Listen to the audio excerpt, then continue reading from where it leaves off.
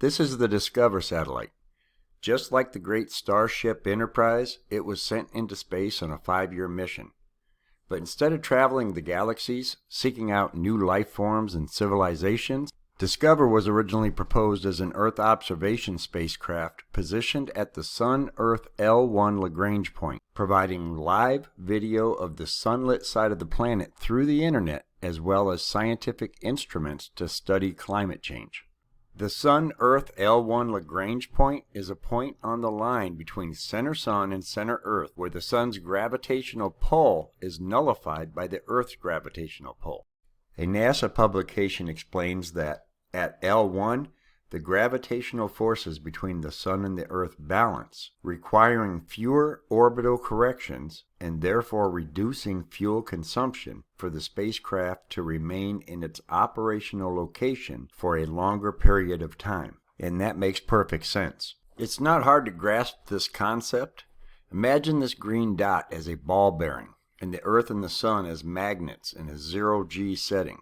If the magnets were equal, then putting the ball bearing perfectly between them would place it in suspended animation. No upward or downward pull, just an equal pull from the left and the right. If the Sun magnet was a little stronger, the point of equilibrium would be closer to the Earth magnet. If the Sun magnet was a lot stronger, then the point of equilibrium would be very close to the Earth magnet. But once the ball bearing was in that sweet spot, you could orbit the Earth magnet around the Sun magnet, and it would orbit right along with the Earth magnet. As for our goal of streaming live video of the Earth over the internet, we landed a tad short. Despite the fact that we were streaming live video from the Moon almost 50 years earlier, NASA sent DSCOVR into space equipped with EPIC, a 4-megapixel camera that, for some reason, can only capture and process one photo every 2 hours. By comparison, Nokia had a 5-megapixel camera on their cell phone in 2007, 8 years earlier. It even had a 3x zoom, while NASA's EPIC has a fixed field of view.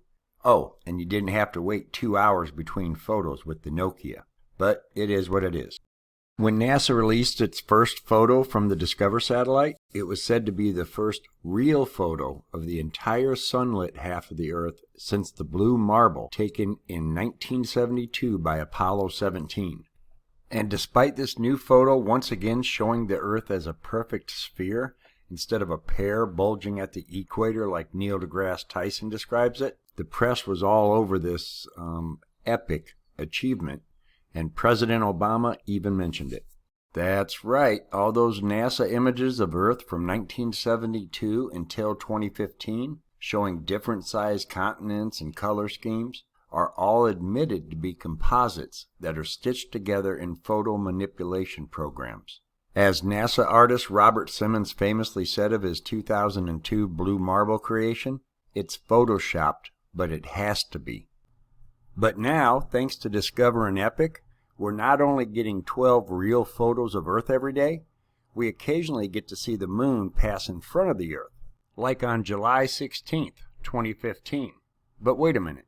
If DSCOVR is at Lagrange point 1, directly between the Earth and the Sun, and the Moon is directly between DSCOVR and the Earth, then the Moon must also be directly between the Earth and the Sun, which would cause a solar eclipse, right?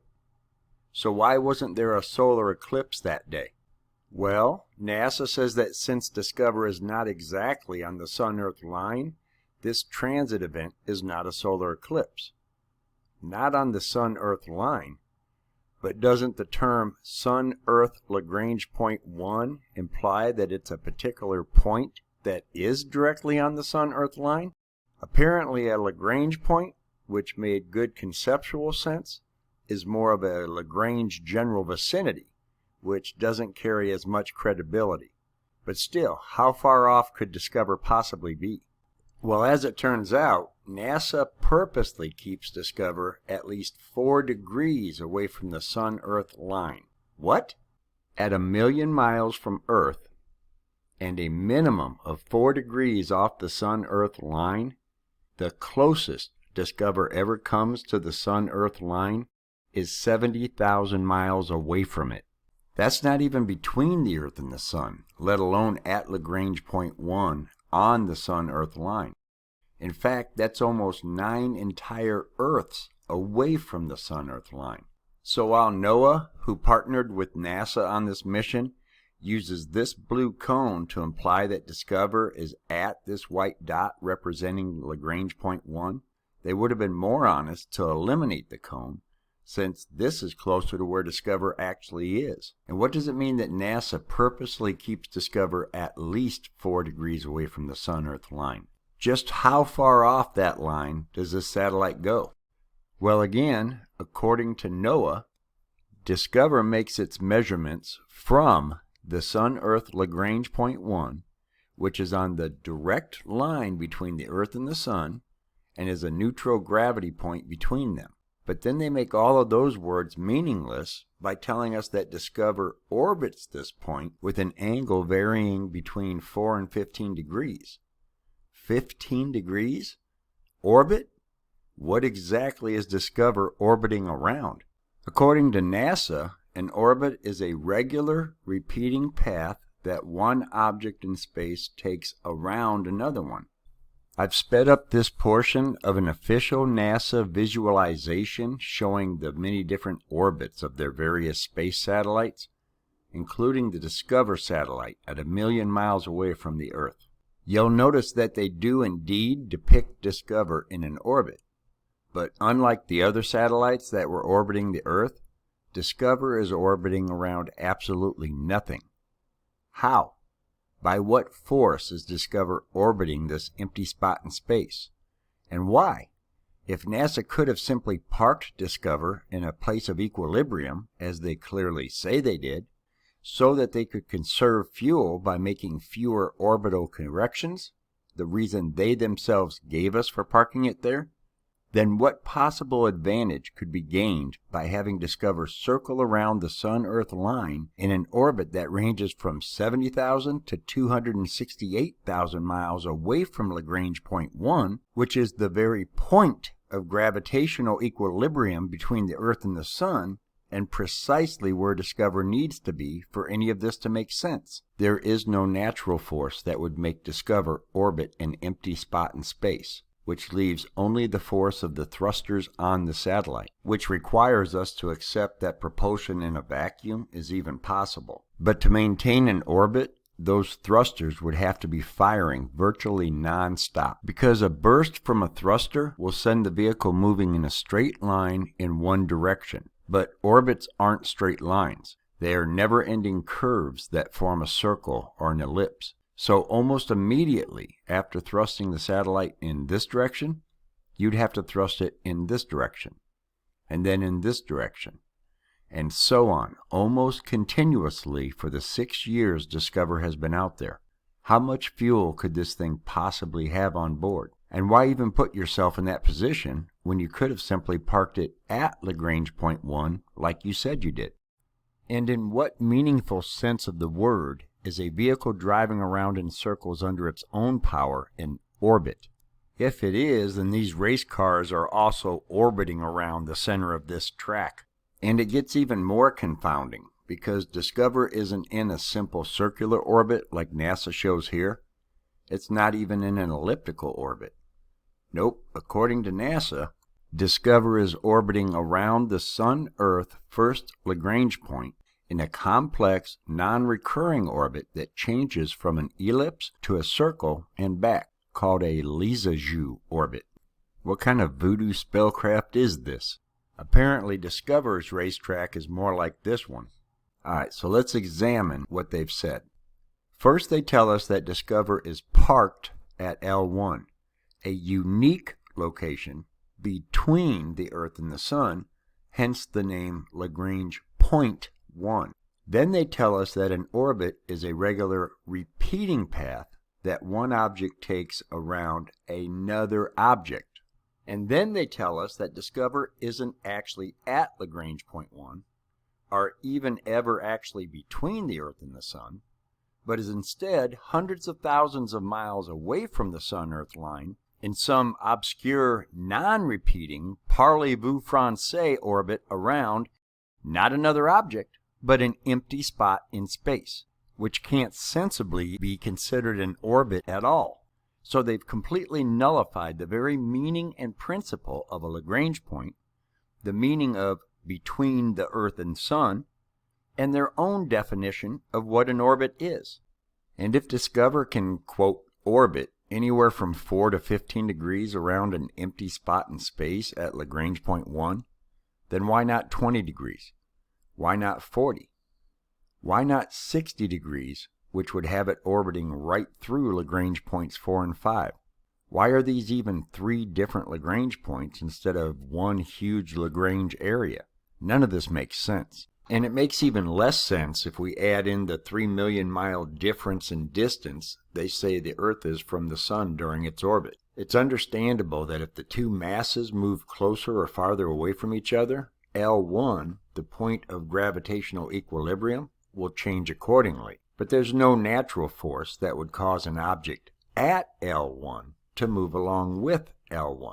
The Earth wouldn't drag Discover along with it as it moves farther from the Sun, nor would it push Discover along with it as it moves closer to the Sun. And claiming that Discover is orbiting around L1 instead of being at L1 makes it that much worse. There are many other anomalies associated with this mission, such as how Epic, which normally can only take one picture every 2 hours, is all of a sudden able to capture a photo every 15 minutes whenever the moon transits the Earth. And consider this NASA video of a year's worth of Epic photos.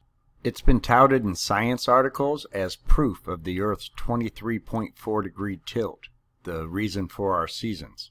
But how could it accurately show this tilt when the camera is making 30-degree sweeps, from a 15-degree top-down view to a 15-degree bottom-up view 3 months later?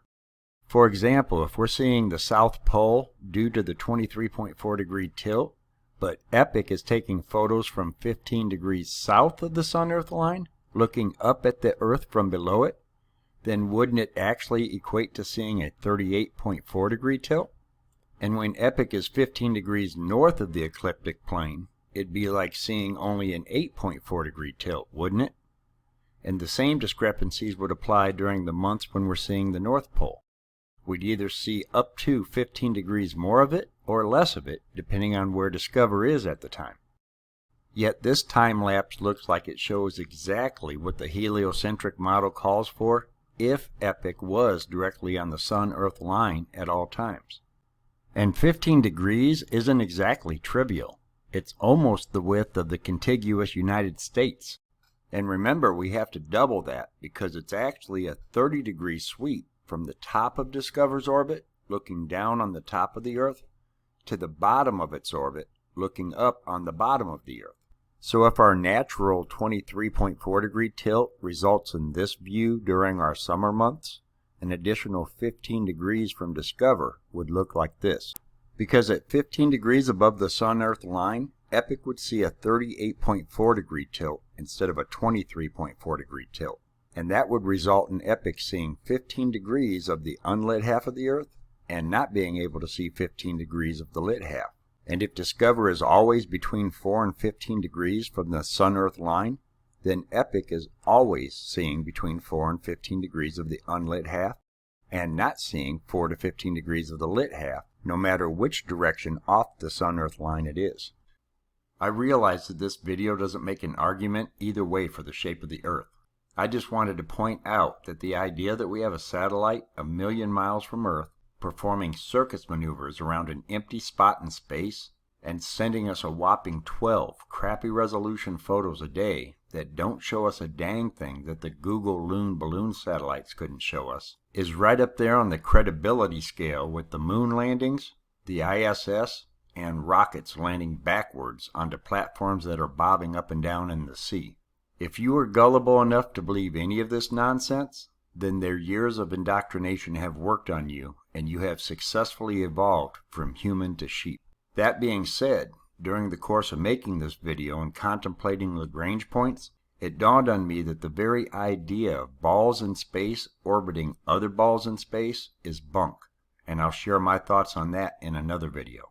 For now, let me leave you with one of Discover's greatest achievements, this fuzzy photo of Jupiter taken from outer space. Theirs cost hundreds of millions of dollars and is taken through the crystal clear vacuum of space. Compare theirs with mine, which was taken through many miles of dusty, hazy, polluted Arizona atmosphere with a $500 P900.